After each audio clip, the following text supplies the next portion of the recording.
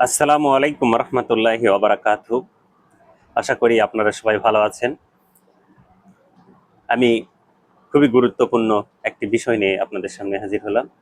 তা হলো ৩৫ বছরের ঊর্ধ্বে যাদের উচ্চ রক্তচাপ দেখা দেয় তারা অবশ্যই কিডনিটি একবারের জন্য হলেও পরীক্ষা করবেন। কারণ ৩৫ বছরের ঊর্ধ্বে যাদেরই উচ্চ রক্তচাপ দেখা দেয় তাদের মধ্যে বেশিরভাগ ক্ষেত্রেই কিডনির সমস্যায় ভোগেন বা কিডনিতে কোনো সমস্যা তৈরি হয়ে থাকার সম্ভাবনা বেশি। আমার এই ভিডিওগুলি জনস্বার্থে বেশি বেশি করে শেয়ার করে দিন, যাতে হাজারো মানুষ এর দ্বারা এতটুকু হলে উপকৃত হতে পারেন।